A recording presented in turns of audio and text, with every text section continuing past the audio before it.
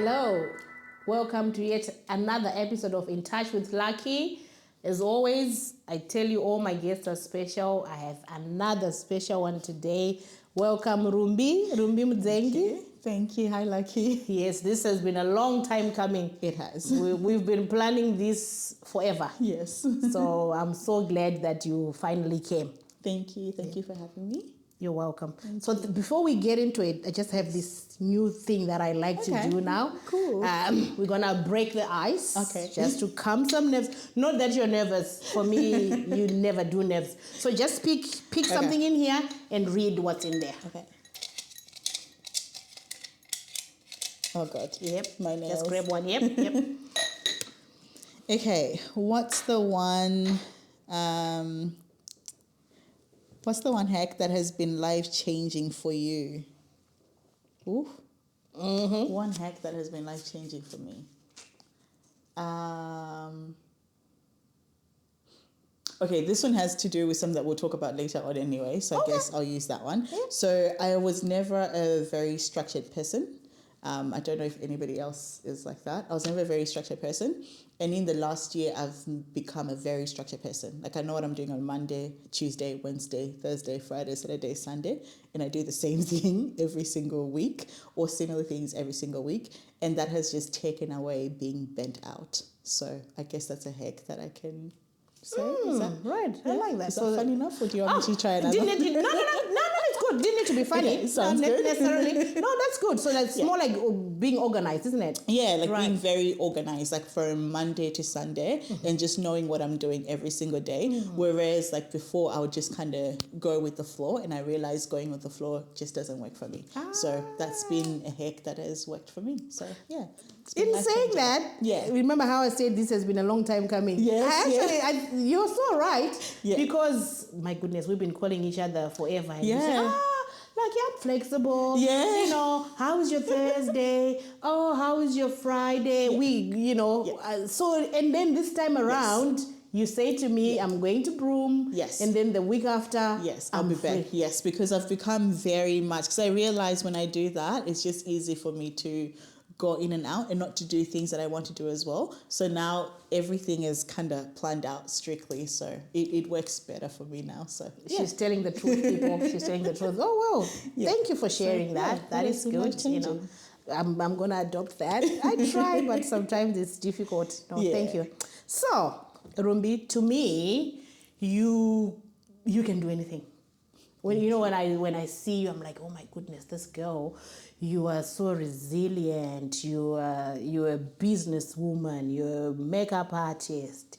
You're a community leader. You do a lot. My goodness, I've got goosebumps as I'm talking because it's true. And I hope I've been kind enough to tell you every time we cross paths to say, my goodness, encourage me. Because to me, you're amazing. Thank you. So I guess the reason why I wanted you to come is, you're amazing, but I know that it's been a journey. It is a journey. So I guess we're just here to talk about that, talk about the journey, for you to be sitting here, what happens behind the scenes and all that. So perhaps we can start, because you've been very vocal about your mental health.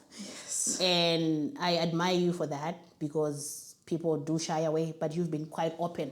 Yeah. So perhaps maybe you can share with us your journey, your journey, your mental health journey. I don't know. You can just summarize whatever you can share. Well, I guess it's been a very long journey. But I think for me, where mental health became like a reality, like we all have mental health, right? The same way that we all have physical health. Yes. But with mental health, it's not something that we're quite, especially I speak for like somebody who was raised in a Christian home, Zimbabwean home. It's not something that we talk about from a young age. So you can go for long periods of time without really thinking about what your mental health looks like. But for me, when I was kind of forced to look at it and actually start paying attention to it and really asking myself, okay, what's going on here? I think it's been about 5 years now, since 2018 is when I can say I really got onto the journey of, okay, what's my mental health like? How am I working on my mental health? And that's been Okay, so I like how you said that mental health is just like physical health. Yeah. It's a very good point you put out there, because we think, oh, we're all fine and all that, but I think we need to look at it as an aspect on its own, as if it were a body part. Yes. So I like that. Yeah. So all right, you're now on this journey on looking. Why though? Like, everything is fine. Yeah. Seemingly. Yeah. Why would you then look into it? What triggered it? Everything was fine. Right. Seemingly, I was a very moderately happy person. Yeah. Moderately happy, doing okay-ish. I was 24, had a good job at that time. Just okay, really. Even went to church, so that even crosses the point of being okay. But then I went through a brutal breakup. So I went through a really hard relationship. I was engaged to someone. A whole bunch of things happened within that relationship. Right. And well, that'll do it. that will throw you off the edge. And I guess it was a lot of parts to it. It was going through, knowing that I now had to go through a divorce at 26, number one. Number two, the way that everything happened. Right. So I think most people who know me kind of know this, if you're in Australia or within Perth anyway. A lot of stuff was put out. It was not nice. Into the community, Sure. WhatsApp, Snapchat, Instagram, Facebook, and all that stuff. So it was like, one, dealing with the divorce, two, dealing with, oh my God, I'm so ashamed. Like, everybody knows my business. Because I think prior to that, nobody knew of me. Like, there was, the only thing that people would have known of me is maybe makeup, because I was already doing my makeup, right? You were. So that's the only thing that people would have really known about me, or Correct. those maybe who had personal relationships with me would know stuff about me. Sure. But before that, that was it. And then now I feel like everybody knows my life. Everybody knows that I'm going through this thing. Everybody knows very intimate details that were not supposed to be known by anyone. So I first of all started isolating. That was the number one I was thing. going to say, you're now confronted with this. I'm sure your phone is ringing left, right, and center. People are thinking, what do you do? Yeah, friends, different people that you don't even talk to. You know how we are sometimes. You don't know someone, but you hear something about them and you're like, all of a sudden, I'm just checking on you. And that's nice sometimes. It's not always malicious. Sure. But when the other person receives it as well, it's like, okay, so everyone knows what's going on. Right. Part of that was what had to do with the church that I was going to. Nothing wrong that they did, but they were also receivers of information. So now you're like, okay, so I can't go to church. Okay, one. Okay, I can't go into the community. Okay. Where do I go? And here I am, I'm a makeup artist. So you're constantly working with people. People want their faces done. Yeah, so it was just really hard. And I fell into like a very depressive state. Prior to that, I think I'd probably drank around 18, 19, but very light drinking. When you turn 18, everyone's having cruises. So you kind of join in, you all have cruises. And then maybe from then on to like 25, I wasn't really I think 20 to 24, 25, wasn't really a drinker.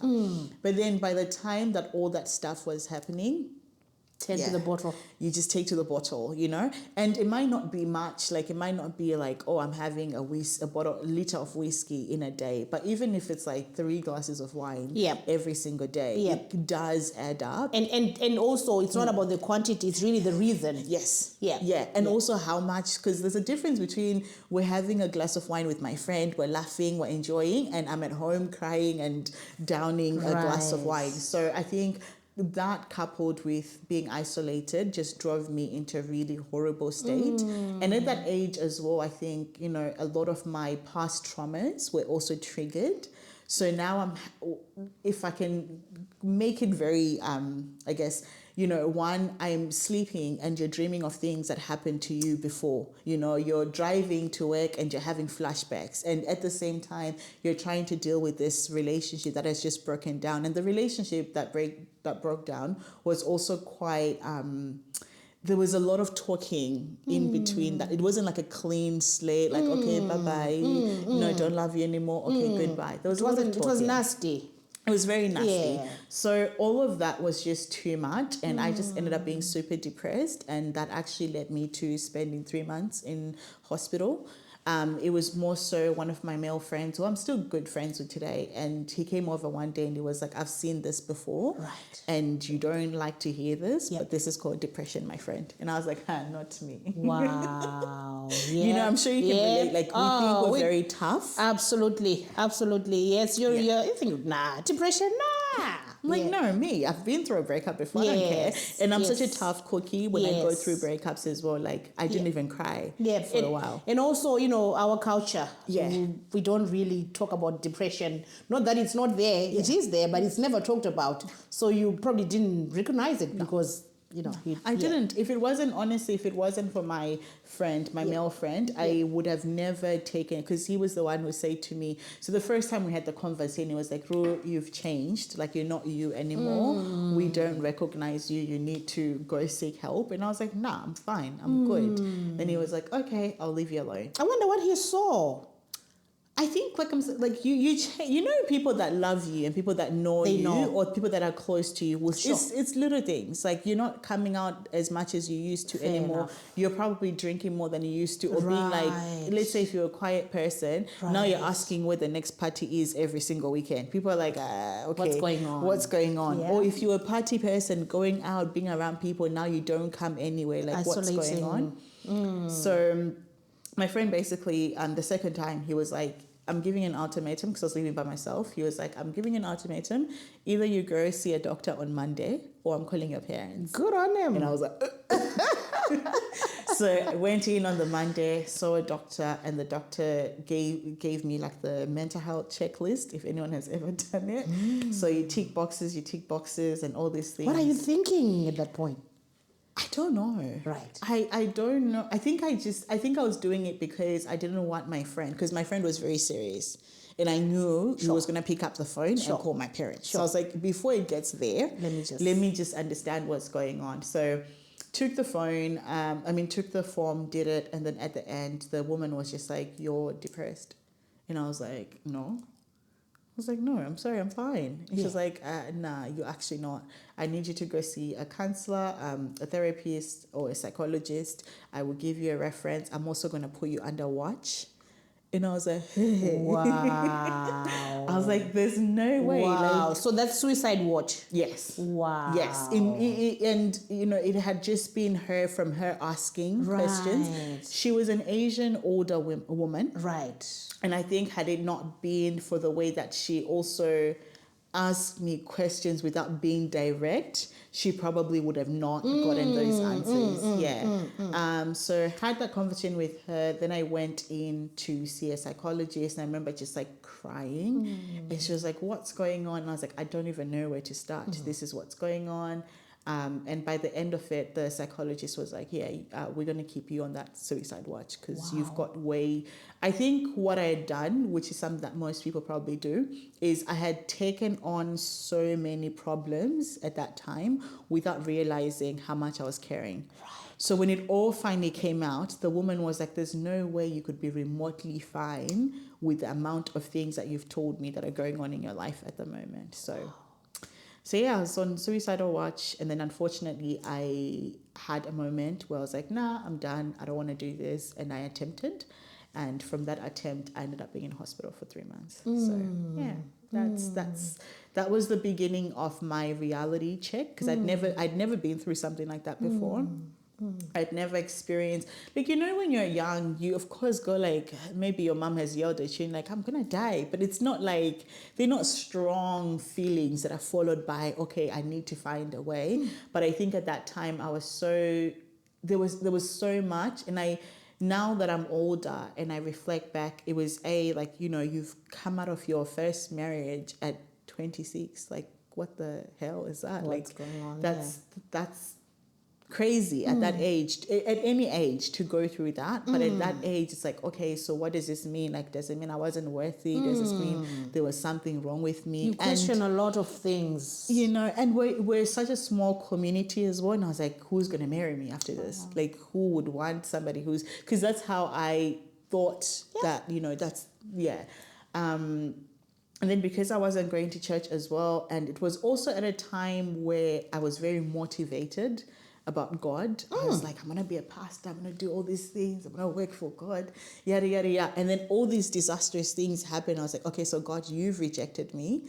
This person has rejected me. What do I have in life? Yeah. So I only saw the way of leaving, and fortunately it didn't happen, and I ended up in hospital for 3 months, and yeah, that was the straw that broke the camel's back, so to speak. Wow. That is, thank you for sharing that. Wow, that's, wow. Thank you for sharing that, Rumbi. I think, a lot of people go through what they go through, and it's actually brave of you to open up. And I respect that, and I appreciate you coming on this platform too. That is big, Thank you. So I think I'll just put it out there as well. If there's anyone out there who's going through some mental challenges, do seek help. I think we'll put some resources at the bottom of this, just so people know where to go. Yeah. So you've gone through that episode. Look, I've had I've lost family members to suicide, and I was questioning. I'm thinking, like, I lost my brother, and then I'll be thinking, oh, how come I didn't know this? And but we're here. I could have supported him with A, B, C, D. And then someone said, when someone is in that moment, they really do not see the positives.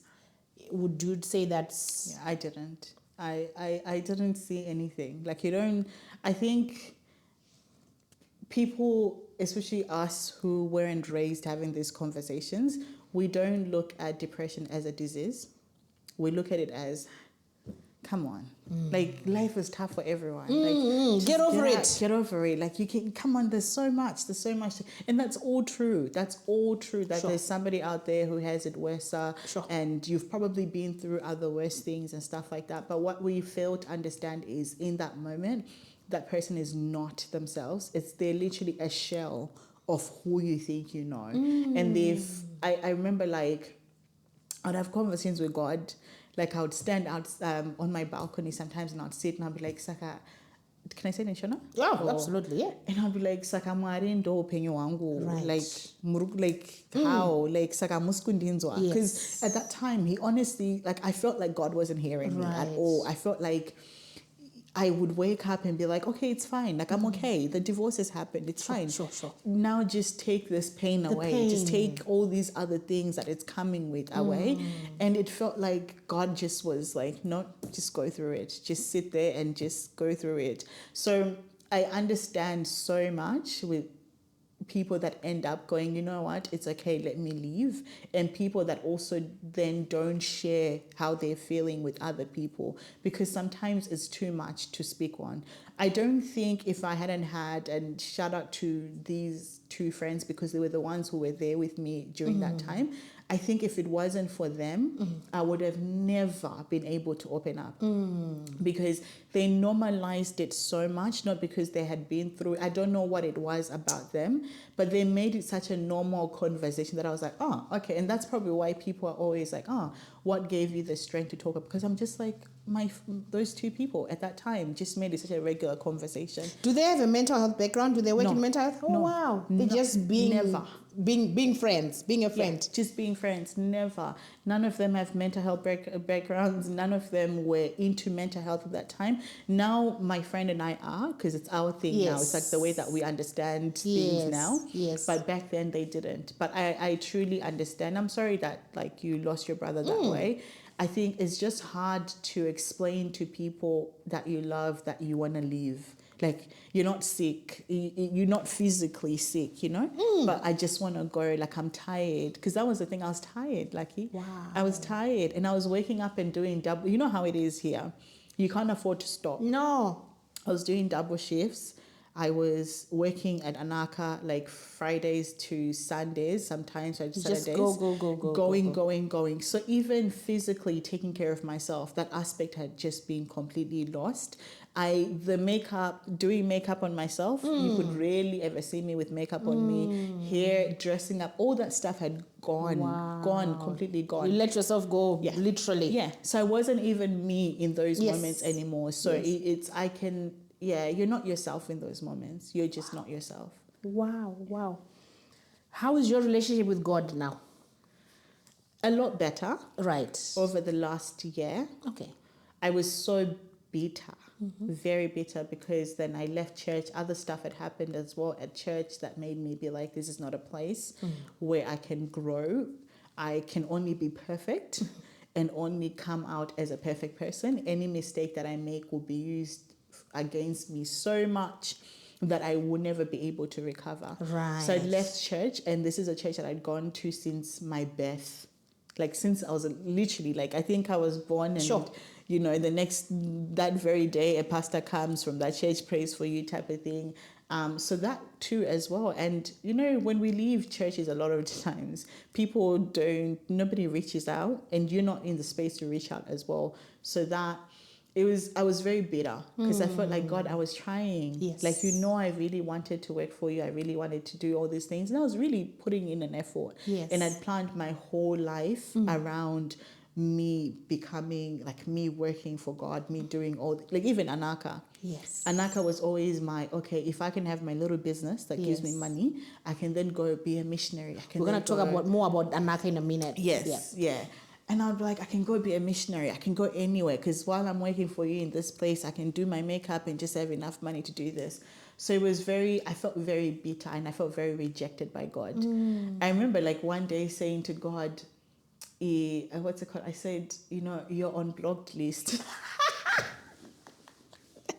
I remember literally, because that's always been my thing as well. I've always spoken to God as if I'm actually talking to someone. Yeah. And I was like, you're on blog list. Yes. I don't know if you've got something to say about what's going on right now. Or what do you have to say for yourself? But God? I don't like, come on, like, So it was, my relationship with God was void for a very long time.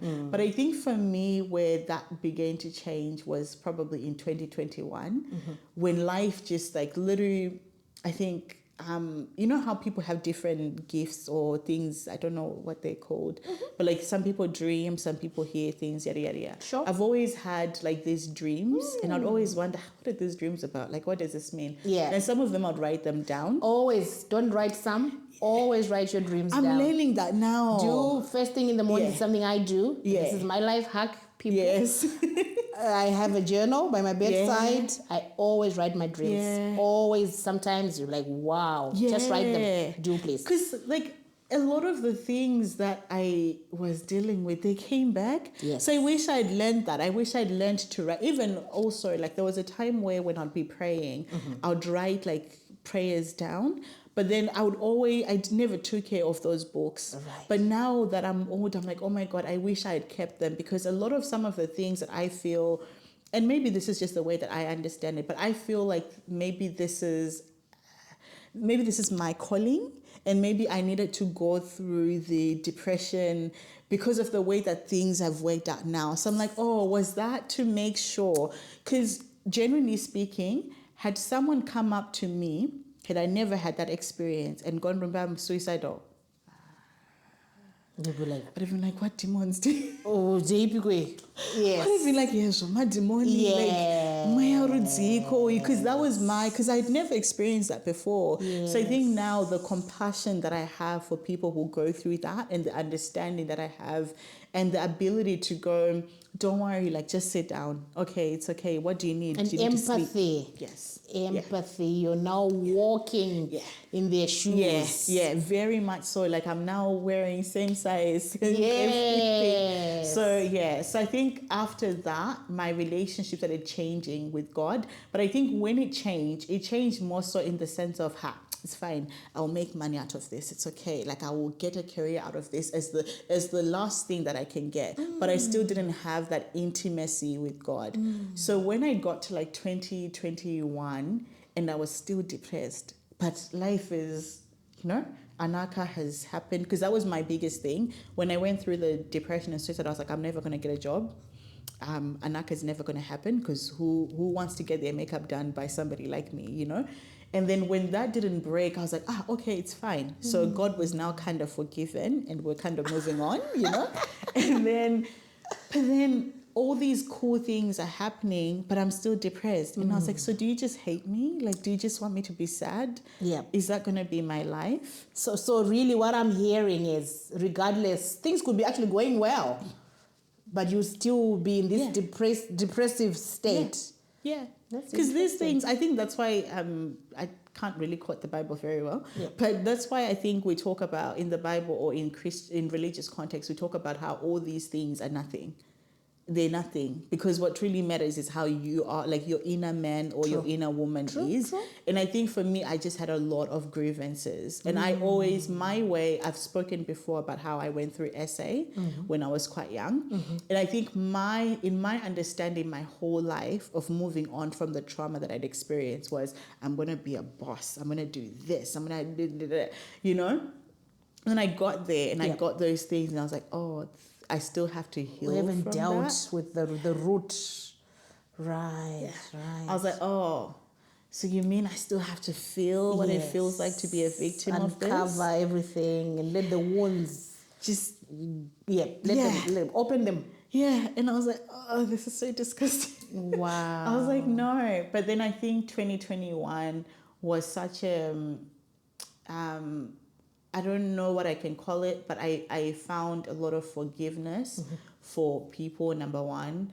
Two, for myself and for the things that I was holding on. And I also detached from the materialistic things. Right. So for whatever reason, that was how 2021 went for me. And then 2022 was when I actually started understanding spirituality now, not from the perspective of just religion. Yes. But from like being a person. Like, I mean, I've posted things about like ancestry and like having a relationship with your ancestors or understanding your ancestors, having a relationship that is not confined in religion.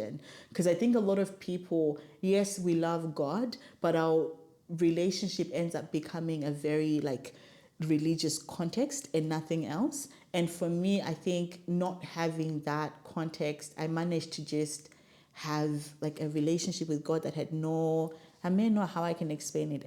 It had no context. There was no frame to it. I hear you. There was no, I give you this, you take this away from me, or I give you this, you give me this later on. So just being. Yeah. It was just more like, okay, Moari, show me who you are. Right. Like, show me how I'm actually supposed to heal from the things that I have or the things that I'm currently dealing with. Like, how do I don't know, like, how do I do this whole human thing? And that's when I started realizing, oh, wait, my dreams, like, that's where stuff comes. So now, like, when I was telling you, like, now I'm learning to write it down, which now I start writing down every single day. Please do, yep. But now I'm learning to write it down. Now I'm learning to, like, ask questions to God, which I never used to do really before. Ask questions, ask for directions. And I can't sit here and tell you, I've completely healed. No, I haven't. But I think I'm no longer bitter about my experiences. Right. You know, there's still things that I'm like, very unnecessary. Like, we could have just skimmed, you know, but I'm no longer bitter. I'm no longer like holding it on like this is mine. I've just kind of let it go, which is a nice place to be. So, and I'm sure, you know, the triggers will always be there, but it's how you then react, isn't it? Yeah. Right. Yeah. So you're no longer as triggered by certain things. I'm triggered. Still be. Yeah, I'm triggered. You know, like, we're human beings. Of course. I'm a person. You're triggered. But I think the difference now is because now I have the knowledge of mental health, I also know what my behaviors look like, you know? So, like, you know, like, you learn to not... I'm not perfect, obviously, you know? No, I'm absolutely not perfect. No, I'm absolutely not perfect. But, like, you know, you kind of you learn to understand your behavior and your reactions a bit more, that you can actually start to work on them. But I'm also not working on them from a place of, oh, you're a horrible person, I'm trying to work from them from, no, you're just a person. Like, be just kind understand to yourself. Yeah, just understand yourself a little bit better and change the things that you're saying you don't like. like or the Yes. things that you're trying to work on. Because Yes. we all have those things. Oh, so, yeah. So you recognize the triggers. You're like, no, there's a trigger. I'm going the other way.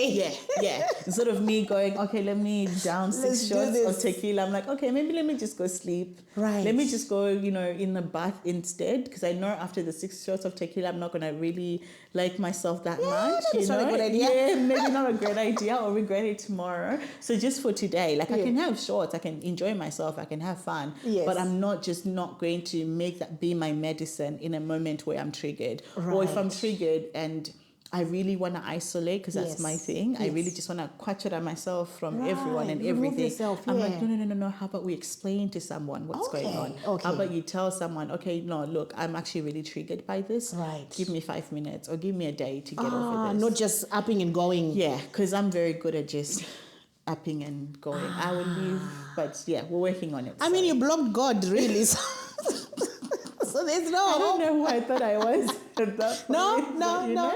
No. It's a relationship. It is. God, it's a relationship, and God gets it. I'm sure. Yes, That's how you two relate. Yes. So that's fine. That's fine. Wow, this is really. I think I'm gonna. I need you to come back, Rumbi. Yes. There's just so much there. Just as you were talking, there's just so much. For example, I think I have to throw this one in here.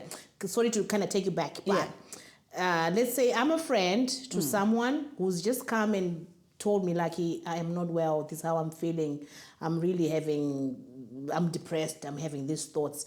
What would you, of course you've had your friends who were so kind to you, maybe just for myself and maybe the people that are watching, how can we be supportive friends to our friends who are going through that? I think, first of all, giving people room to explain to you what it is that they're experiencing. So sometimes someone might deal with the thoughts of suicide, like they're just thoughts, but there's no plan. Right. So if there's no plan, I deal with you differently, or you deal with that person differently from somebody who has a plan. Plan is now emergency mode. It's now, okay, what was your plan? Let's remove and take away that plan. Let's put you into a safer position. So if safer position is come to my house and stay in my house for the next 3 days while I take care of you, watch you, help you out, or I don't think I actually have the capacity for this. Let me take you to the next emergency ward, and I'm going to stay with you and speak for you while while you're in that emergency room. But if somebody is just experiencing it, I always go back to a concept, I think it's a biblical concept, I'm not sure, which is like when somebody asks for water and then you pray for them, like that doesn't work. So if it's water that I need, over here. Quench the thirst. So if somebody is like, okay, I'm suicidal, okay, what's making you suicidal? Okay, I'm suicidal because I'm about to lose my house. Okay, if I have a little bit of money that I can help you out, okay, let's help out, or let's get people to help out. If that's not something that we have, okay, what can we do? Can I call the bank for you? Can I arrange things for you? I'm suicidal because, I've been through this terrible divorce.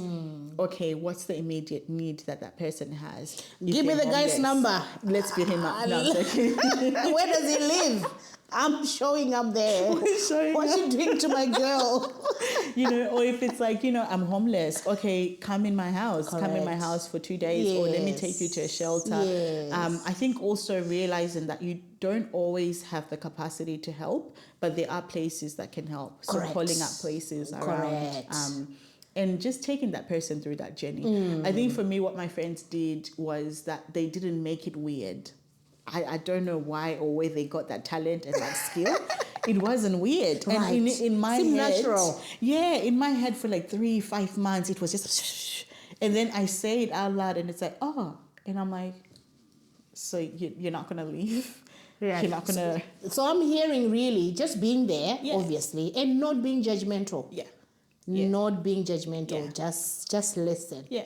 Just listen. Just listen. Oh, wow. Yeah. And obviously, sometimes people, they want to help, but they just don't know what to do and what to say. And I get it, it can be confronting. So just getting help. Yeah, just getting help. Or just walking somebody through, okay, so what do you think you need? Okay, I think I need this. I don't know. Okay, how about the first step that we take? A doctor. Because that's always a very safe option anyway. Thing with breakups though, is the guy that broke your heart. He's the one you want. And he's the one you want.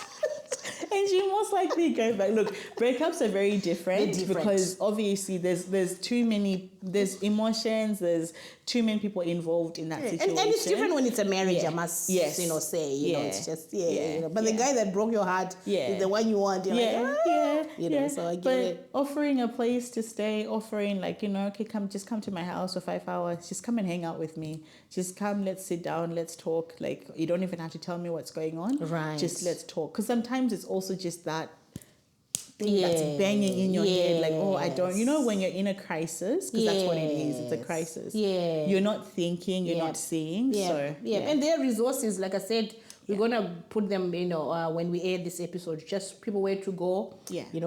Organizations that really are there as well. Because I know sometimes people don't want to share, which is okay. It's okay. There's nothing we can do about that. Would be good if they shared, but if not, there are confidential centers that people can call and get help. Well, this subject needs to be explored a little bit more. I want to move on. I want to move on. So you've gone through all that. Like you said, you're still going through it. You know, like you. I think there's never a point where you say, can you say I'm 100% well ever? I don't think so, but that's my opinion. I think some people are well. Some people have had, or some people just know how to manage. For me personally, I just don't think so. Because life is stressful anyway. It is a spectrum as well.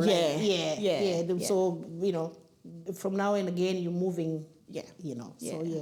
I want to share this. Yes, sure. You are amazing, young lady, Rumbi. Thank you. You've been mentioning Anaka. Yes. So people are wondering, what's Anaka? So this is a brand that... it's a makeup brand, makeup line. Yes. That Rumbi has created. What's Anaka? How did the name come about?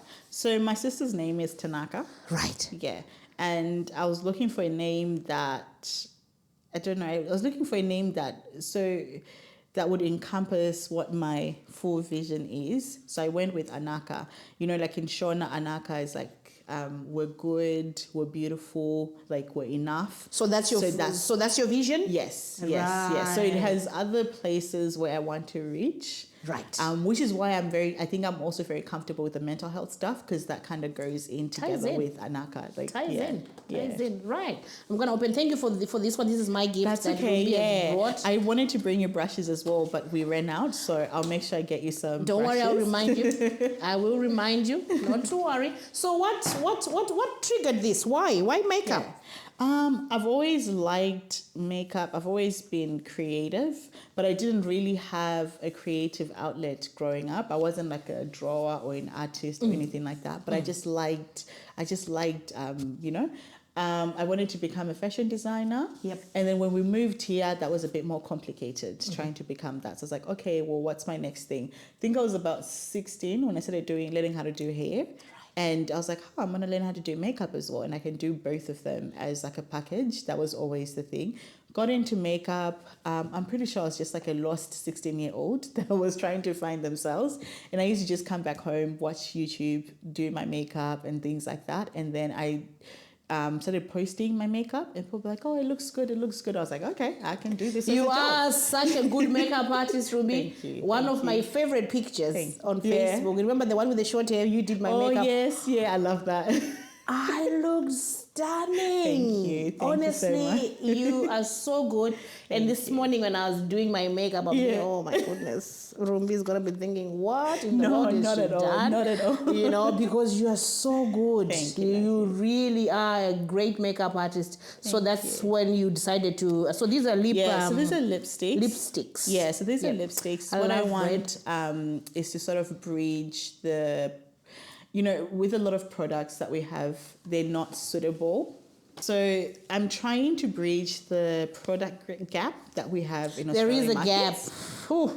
A very frustrating one. Very frustrating one. Yes. And for me, that also ties into some of the things that I believe now about mental health. I think makeup should be the last place that as a Black woman, you have to fight for your space and tussle for your place. But as it is at the moment, if you go into any Australian stores, you will rarely find your makeup products. There's none. It's so difficult. Even if you find them, sometimes it's the tester that's there, Yes. but the actual product to buy, it's not there. Correct. I went to one of our big malls, Joondalup, I think 2 weeks ago to Mecca, because I was like, oh, I need a new foundation. So I'll buy a foundation for myself, then buy a whole bunch for my kid. Sure. I walked out empty-handed. Could not find suitable. Anything because they had the testers and everything, and the girl was really nice. Like, she ended up just giving me a whole bunch of testers, Right. and she was like, look, as soon as it comes in, like, come through and you can buy them. Oh, excuse me. But even that's just very frustrating, having to continuously like beg just to have your products. Yes. So my dream, this was like in 2016, I was like, okay, once I get to like know a lot more about makeup and how to use makeup, I'd love to create my own makeup line. So our first makeup line, which is the lipsticks in there, Yes. was like 8 nude lipsticks.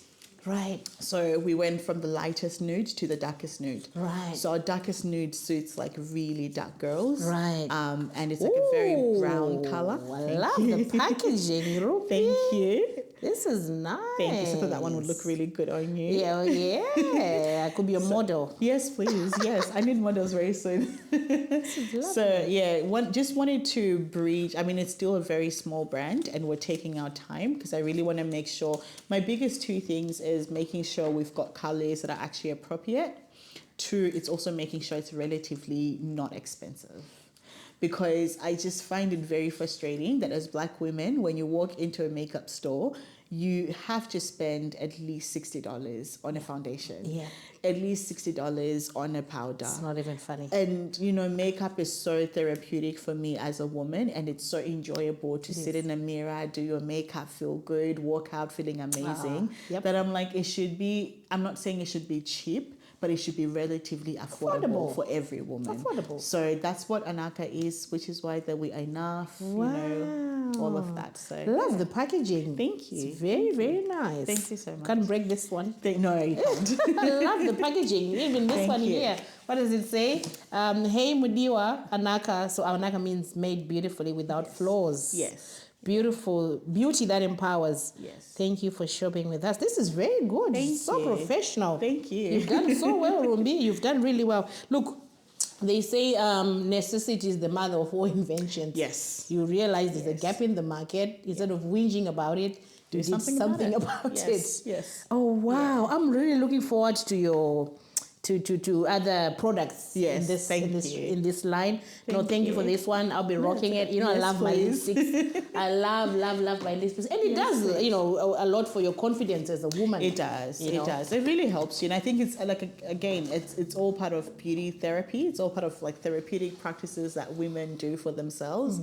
This is how like we've been taking care of ourselves as women for as long as we know. We like our masks, we like our baths, we like our makeup, we like doing our hair. Yes. There's no reason why it should be a difficult or frustrating process just because you're darker skin or you're an olive toned. Yeah. So that's just what I'm trying and hoping to achieve. Yes. So, Wow. yeah. No, well done. Well done. Thank know you're still doing makeup, like must be on Yeah. the weekends and all that. Yes. How are you managing? I know you've got this life hack anyway that you're. It's still a little bit of a challenge, isn't it, to juggle everything? Yeah, it is. It is. I think I just realized because I was doing a lot of things, which is why I was saying before that was my life hack. Because when I was trying to get better, I was now doing a lot more stuff as well. And I realized that was actually doing opposite to getting me better. So I've kind of minimized everything. So now I work Mondays to Thursdays in a mental health role. And in that role, I actually do a lot of the workshops that I was running in our community, which is just really great. Yes. And then Friday is like my recovery day. I don't do much on Fridays unless it pays me. That's good. And then on Saturdays, I'm just doing my makeup. And then Sundays, I usually rest or something like that. So, or Lucky rings you up and say, Lucky, I will come. yes, and I come. Yes, and I come. So you're studying as well. Yes. What are you studying? So it's not something huge. I'm only doing I'm finishing on the 22nd. I'm doing a peer set skills something in mental health. Yeah. So I just do like small things here and there. 'Cause That's I couldn't good. manage uni. I do a lot of uni twice. Yes. Yeah, I can't. Do Yeah, no, uni but twice. I like the way you've just embraced yourself. You've taken, the good, the bad, and the ugly, and you're doing something about it. Yeah. I don't know why. I see you going far, Rumbi. When I saw you on, was it Instagram the other day? Yeah. You were somewhere. Thinking, oh my goodness, what is she doing this time? You're going places. So just keep at it. Thank you. I appreciate that. And then, honestly, this woman, you're now an author. Co-author. Not well. Look, you're an author, okay? I was told to stop saying that, but yeah, cool. This is exactly right. You are an author, Rumbi. Thank you. Don't shortchange yourself. Thank you for this one. This is a lovely cover. Yeah. It's called Curiosity Killed the 9 to 5. I love the cover. I love the colors. They're so girly. Yeah. It's unfortunate that you didn't have copies earlier. Yeah, they literally came yesterday. Yes. That was really good. Yeah, I would have really loved to read this one before today. Yes, but I think we're going to touch on it a little bit, but I think we'll probably do another proper session, just delve into it a bit more. Yeah. So how did this come about? How did they find you? Like this, you've co-authored with 12 women. Yeah, I think someone tagged me in the post. Right. I think somebody tagged me into the post, on Instagram, I think it was. And then you kind of had to like send a brief snippet of your story or what it is that you'd write about. Right. So I sent that, and then the girl was like, oh my God, yes, jump on. And I was like, okay, cool. And then I think we had a chat or something like that, and then I ended up sending her a chapter. So you had to do a chapter. I think it's 12 people or 13 people, if I'm not mistaken, and each person was contributing a chapter, and it was specifically on your entrepreneurship journey, but also on the lessons that you've learned on your entrepreneurship journey. So for me, I specifically wanted to talk about mental health. To introduce that topic, but to also talk about how I feel like a lot of people look at themselves and think, well, I could never be an entrepreneur, because it's a big label, right? I could never be an entrepreneur. I don't have any dreams. I don't have any business ideas. But for me, one thing that I've learned is a lot of the times, if you just look at things that you're already doing, things that you're already doing really well, like the gifts that you already have, that's where your business ideas are. It's already there. Yeah. And I think I used to think, because my dad comes from a business background, and mom's from like a very went to uni, did 2 degrees, I think, became a nurse. I used to look at my dad and be like, hey, would I ever be able, and I talk about that in the book, would I ever be able to be like my parents? Because I wasn't overly smart in school. I was just an okay student. And then ideas, business-wise, I didn't have any like massive big ideas. So you thought anyway. So I thought, and even when I started makeup and I fell into makeup and hair, I was like, like I'll just do it small up until I get to my next big thing. And then one of the things that I realized when I was just, in that time to take care of myself, I was like, wait, this is my big thing. This is the thing that I can really expand. I can go for as long as I can go for it. So that's how that happened. Look, there she is, our girl Rumbi, among really great women. I briefly read their profiles. I'm thinking, wow, they're amazing. Yeah, there you are. There, it says Rumbi Mudzengi, Anaka and Co, Anaka Glam. That's your makeup line. Yes, yeah. Anaka and Co offers mobile beauty services and premium makeup products. Wow, this is amazing. I just bookmarked here your chapter where it kind of starts. Yeah. So you've got a few pages here. Yeah. Well done, Rumbi. Thank you. Well done. I'll just read a little bit of your. So we were talking earlier when you came in. So when they say you're writing a book, are you actually sitting there with a pen and writing to begin with?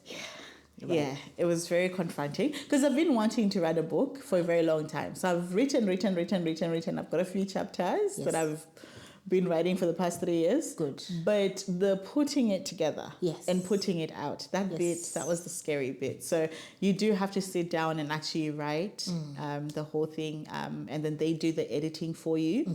and then they ask you to like either like take stuff out or add stuff in, or like if you want to put more words in or something like that. Do you feel they did the edits justice? They did. That's so good. with Yasmin, which is I'm very grateful for, she didn't take out a lot of things. So it was more like grammar and like, you know, how to make it more. You know, when you're writing something, because you're used to only talking, you write it in a way that you would talk. Of course. And I write in the way that I talk versus writing in the way that somebody would want to read. So Yes. it was a lot of that as well. Yeah. Interesting. Yeah, that's we learned that in marketing. They say that you should write the way you talk. Yes. So I guess when it's writing a book, it's different. Or maybe it depends on the kind of book. I think so. I think it just depends on the kind of a book, or maybe even like the kind of people that are reading the book as well. So yeah. All right. I'll just read a little bit here. Your opening, I love this. Thank you. Curiosity beckons us to explore uncharted territories, uncover hidden truths, and break free from the confines of our comfort zones. However, it is often this very curiosity that poses a threat to the walls of our predictable 9-to-5 existence. My. Rumbi, can you just break that up for me? What were you thinking? That's an amazing, it's quite a catchy, opening line. Thank you. I think what I was trying to talk about there is just the fact that, so there was a year when I went about and I did a whole lot of things, right? And there was no structure, no nothing. I was just, whatever came to my mind, I was doing it. And I kept on saying, follow your creativity or be curious about your creativity. That was the thing that I kept on saying. And then I think in the last year, the reason why I decided to jump onto this book was because I kept on saying, you have to lean into your curiosity about life. Lean into your curiosity, lean into things that you wouldn't ordinarily find that you were taught in school or that you find in your 9-to-5 life. So in my sense, in this one, it's not just 9-to-5 as in your work role, but 9-to-5 life as well. Like between those moments where everybody is awake, there has to be more. And you have to be somebody who is constantly curious. I think that's the thing that I'm really grateful for that I have in life. I'm constantly wanting to ask questions. If we stop being curious, we stop learning. Yes. And once you stop learning, that's kind of how you just die in a sense. Like you're living, but you're living a very monotonous surviving, life. Yes. Yeah, you're surviving. Correct. You're not thriving. So for me, I felt like, okay, I want to continuously be curious. Yes. I feel like even when it came to mental health, I could have easily gone, nope, I don't want to hear about this, leave it. But I became curious to a point where now it's actually a career. I had no intention of it being a career. All I thought was, okay, I'm just going to make one post. That's it, done. And then that bubbled up. And I could have, because it was something that was so embarrassing and so vulnerable, I could have just gone, no, and shut out. But I kept on leaning in. So that's my thing. I'm like, okay, if I had not, I would have never worked in the role that I work in. I would have never thought I would have worked in this role now 6 years ago. Like, had you been like, hey, in 6 years, I'll be, no, not me. Like, come on, not me. But that curiosity allowed me to get there. And I feel like whenever you're curious about things, you learn a lot more about yourself and I guess life in general. So that's why Okay. But it's also threatening. Well, there's always that. There's always consequences in life. So yeah. So how do you then combat the threats? How do you deal with them? I think one that I've learned that I didn't learn up until last year and has solidified this year is not taking it personally. Right. Like, you're not the only fool on earth who needs to learn. Because I used to feel like that. Especially in school, because I wasn't good at like the typical subjects that everybody else was good at. And the ones that I was good at, like growing up in Zim, I knew like, okay, I don't know where we're going to end up here, because why are you good? Why are you wanting to be good at Shona, history, art? Like, where are you going? Why can't you be good at, the normal maths and stuff like that? But I used to think like it was such a personal thing. Like, I'm the only fool in the whole school. Right. Like, I'm the only dumb one. And then now that I'm older, I'm like, no, you're not. Like, quite a lot of us. We're all the same. Like, everybody's trying to figure it out. Everybody's trying to learn. Like, but I used to get so caught up in the embarrassment and in the, I'm just going to fail anyway. What's the point? Which is why, like, even with the book that I'm saying now, like, I could have easily put something out before, but I didn't, because I was like, what if it fails? What if people read it and they're like, no, it doesn't make sense? When this came up, I was like, it's only a chapter. Right. And there's other people. So it's not about you. Just do it. So, yeah. Oh, that is so funny. I'm just going to read this last one as we kind of wrap up. It says that the things, I want to do it justice, so I want a bit of context.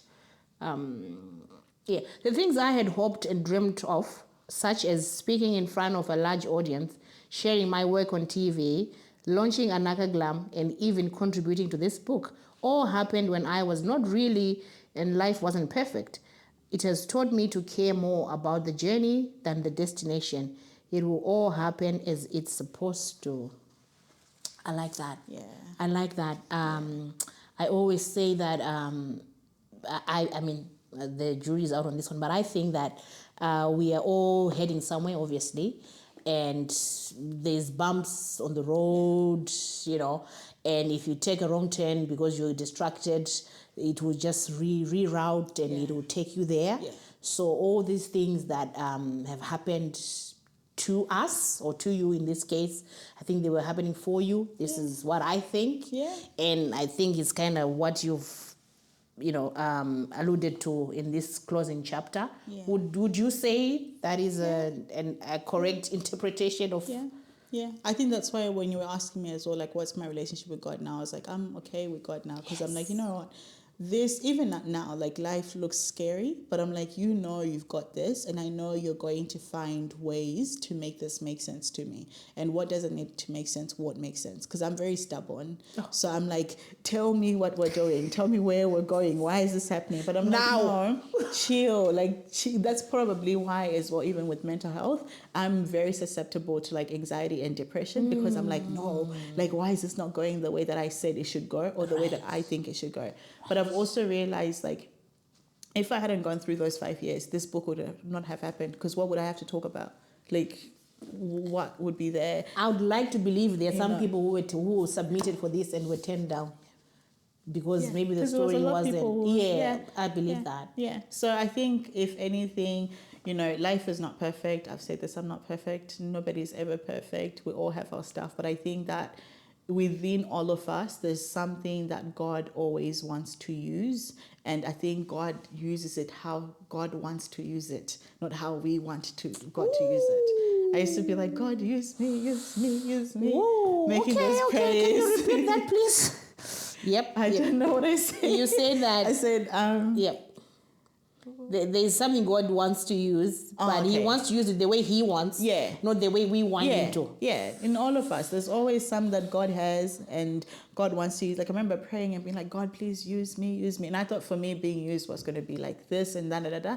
And now when I look at my life, I'm like, sometimes you make those detours because of your own self and whatever. But I also think, like, for the most part, the stuff that's in us, even the gifts that are in us, right? You don't unwrap it you don't wrap it up how you wrap it up. It's God's gift that God gave to you. So it's wrapped how God wrapped it. So if God wrapped it up with a bit of pain in there, with a bit of joblessness, with a bit of homelessness, with a bit of trauma, yada, yada, yada, that's just how it's wrapped. And He wrapped it up because of the bigger picture, the purpose that He has. Yeah, and you don't know that bigger picture. And I could have easily, like, none of this is like, wow, not that I'm downplaying it, but none of this is like, wow, amazing. Like, I've reached the epitome of my entire life. I don't know what's to come out of my life.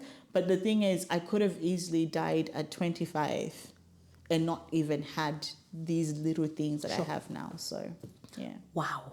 Wow. We need more time, Rumbi. Oh, my goodness. Thank you for having me. You are amazing. Honestly, you are just a powerhouse, for just to put it in one phrase. Well done for everything that you've done, everything that you've achieved so far. Thank you. I say so far because very soon, in good time, I don't want to put pressure. But in good time, I hope to be holding a book that has only your name on it. Hopefully. This is amazing. Thank and you. Well done. And thank you so much. Thank you so much for coming. No, thank you for having me. Yes, I know I've spoken about this for long, but thank you. No, there's just so much. Honestly, I don't think I did you justice because there's so much to talk about. We need to have you back probably for the mental health component, and then even the makeup, and just we need to have you back probably soon. I'll let you know. But thank you, Rumbi. Thank you for having me. Thank you. Defining self, because I want to touch on it a little bit. Then I'm going to reference back to something that you said. So tell us about the organization or the redefining self. Okay, so redefining self, it's a coaching practice where I guide those going through separation.